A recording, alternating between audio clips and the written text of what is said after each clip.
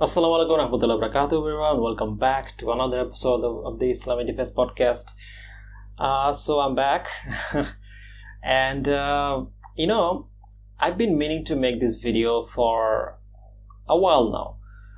So we all know that the Chinese Communist Party is guilty of a lot of atrocious things, from kidnapping to massacres to rape to organ harvesting to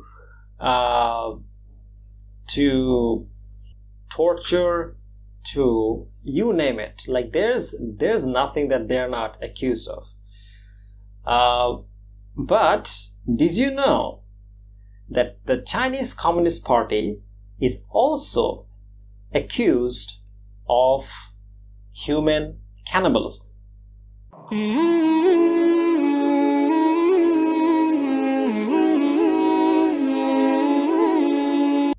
That's right, buckles.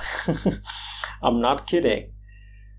Chinese Communist Party in the past have been involved with eating human flesh. You are such a big fat liar. Now, I know when I say this, you guys might find it a little hard to believe, but I'm not kidding. So basically, I'm going to describe to you guys an event that took place in China that is very notorious and it's hardly ever talked about. And the reason I want to talk about this is because the Chinese government has been very active in trying to ban these kind of historical events that took place during the Cultural Revolution. What do you mean? Well, during the time of Mao Zedong, who is the founder of Communist Party of China, there was a movement. There was a massive movement. It was called the Cultural Revolution.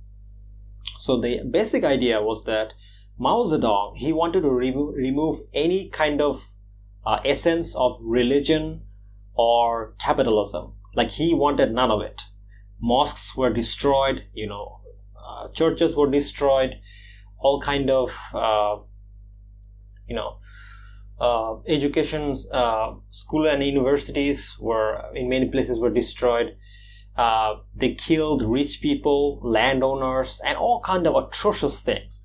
And I can go on, like the amount of atrocious things that happened really paints a very powerful picture of what happens when an atheist is drunk with power. and there were multiple different massacres that took place, and in this video I'm going to talk about one of them. So this specific massacre took place in a place called Guangxi. It is basically known as the Guangxi Cultural Revolution Massacre. So in May 1966, Mao Zedong basically launched the Cultural Revolution. Starting from March 1967, two factions within his party gradually formed amongst troops and civilians in Guangxi, had a kind of a fallout. So one faction, and they basically supported a guy named Wei Guoqing, and he was the chairman of the Guqing and a high-ranking CCP official, and he was in charge of directing the revolution in Guangxi.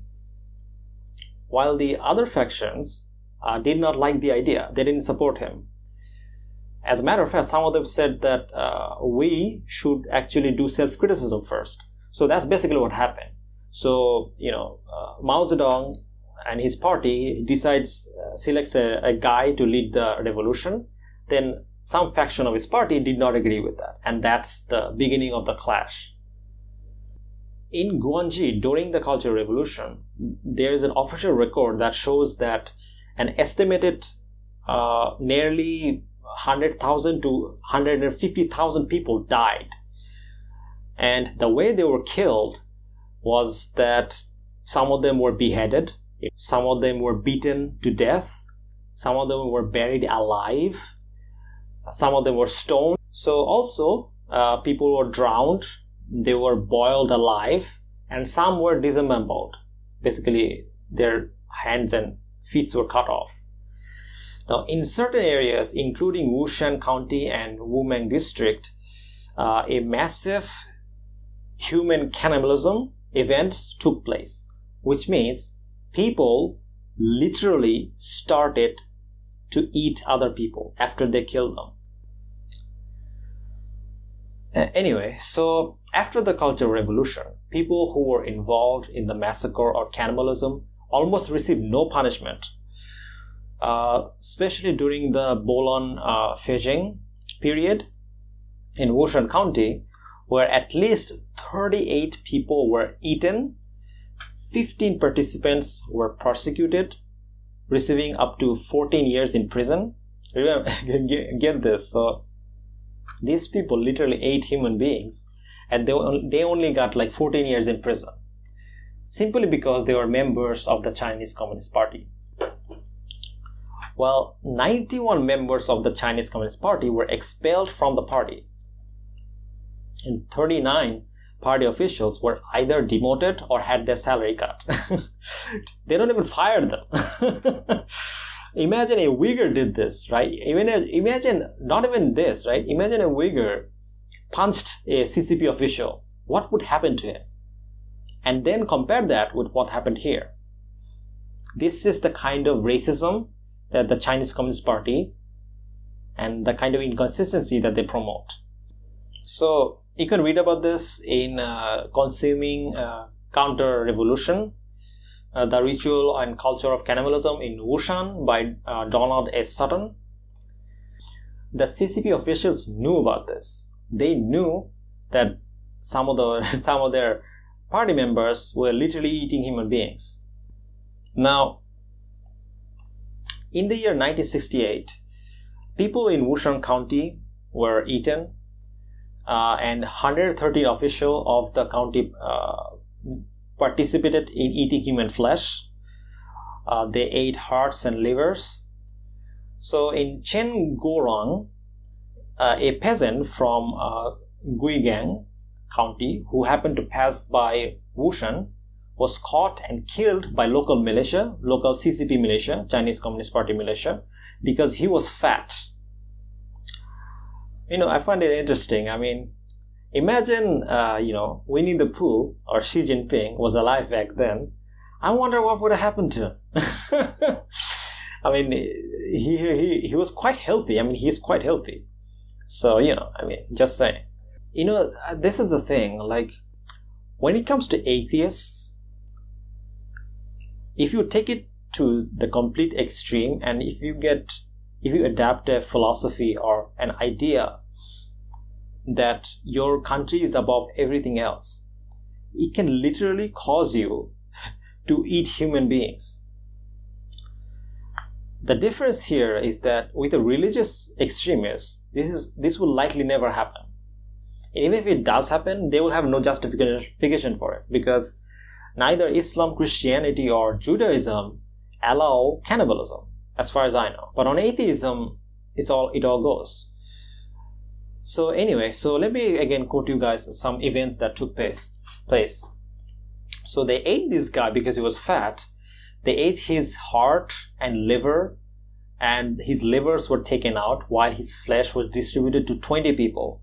A female militia leader ate 6 human livers in total and cut the genitals of 5 men and soaked them in alcohol, which she would drink later. Now, claiming that these organs were beneficial for her health. Now, throughout 1967, but also in the year 68, the factions in the countryside that start not just eliminating each other physically, but literally in a couple of small towns. Yeah, they started ritualistically eating each other. In other words, it is not enough to just eliminate the class enemy. So basically, the class enemy means the capitalist people who are rich or landowners. You have to eat his heart. So there are very well documented cases of ritual cannibalism. There were a hierarchy in the consumption of class enemies. Leaders feasted on the heart's liver mixed with pork while ordinary villagers were allowed only to peck at the victim's arms and thighs. Man. Anyway, so in 1995, Donald S. Sutton, a professor at Carnegie Mellon University, wrote in his research paper that did cannibalism actually take place in Wushan? That the incident truly occurred was independently confirmed by a recent visitor in Wushan. The scholar and journalist John Gitting, an off-duty local clerk, spoke eerily of the killing and the cannibalism, obligingly writing down his name and address when asked, and added with a touch of pride, "In Wushan, we ate more people than anything else in China." Again, this was published in The Guardian, November 27, 1993. You can also read about this in Dr. Donald S. Sutton's book. In 2013, Jin Hui, a professor in Tishinga, so I'm basically now I'm giving you all the resources and evidences of these events taking place. So, you guys don't think that I'm just making it up. So in 2013, Qin Hui, a professor at Xingu University, discussed the contributions of Deng Xiaoping with Ezra Vogel, a professor of Harvard University, when Qin said, "My hometown in Guangxi, where people were killed in massacres during Mao's era, and some of them were eaten by others in the bloody summer of 1968, people in Hong Kong and Macau all knew that there were corpses floating down the Ji River and Pearl River." The Chinese Communist Party is literally made up of monsters that literally eats human flesh or have eaten human flesh in the past in order to defend their ideology.